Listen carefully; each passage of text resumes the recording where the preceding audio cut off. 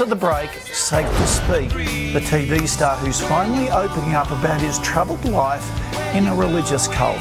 He joins us live when we return.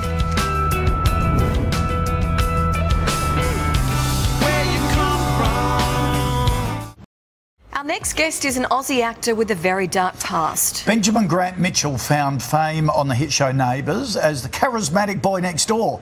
But off-screen, Ben's upbringing under a doomsday cult scarred him for life, almost drove him to his death. I suppose the two of you have been having a great joke at my expense. Good old Cameron, so trusting. It was a promising career for Benjamin Mitchell. The Aussie actor scored his lucky break on TV's most famous street. But this budding screen star had a haunting past. He grew up under the notorious Worldwide Church of God, a doomsday cult. His father, one of the ministers. Their leader was Herbert W. Armstrong, a so-called messenger of God who has since been accused of moral corruption. Followers were forbidden to celebrate birthdays, Easter, Christmas and even the Tooth Fairy. Medical assistance was off limits. Thousands died, including Ben's auntie and twin brothers. Contact with non-members was discouraged, disciplining children was harsh and violent, and stepping out of line led to physical punishment.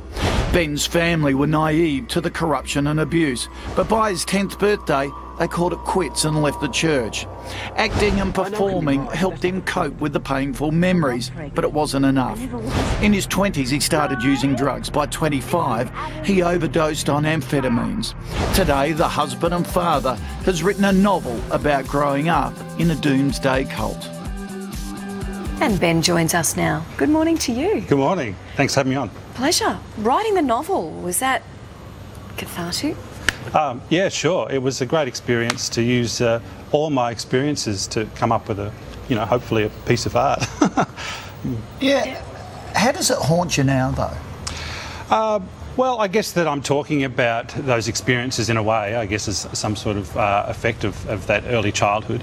But I'm not really haunted by it anymore. In my 20s, I was pretty messed up, but that sort of coincided with grunge, so I could really relate to the angst and all that back then.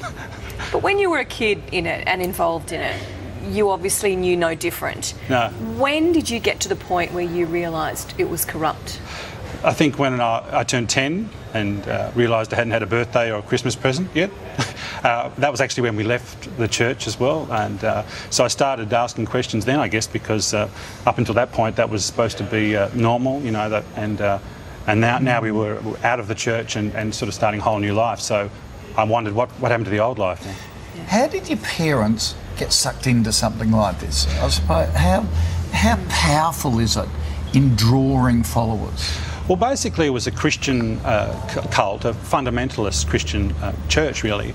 So they were both, they grew up with normal and established mainstream Christian religions.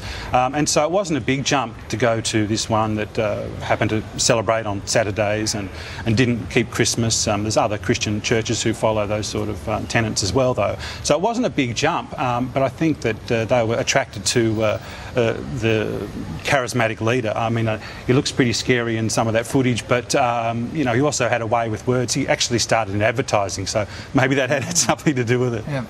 So then, for you leaving, coming to terms with what happened, you're now a dad. Yeah. Has it tainted anything for you, or do you feel you're able to say that's so long ago?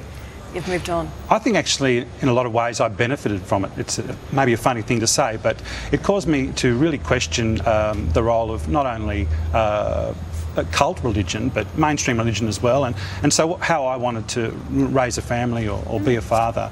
And basically that just means loving Honey. Oh, Honey, hello, darling. She's 15 months old. That's my first time I've ever done that, so thank you. And happy anniversary to my wife for yesterday. Oh, there you go.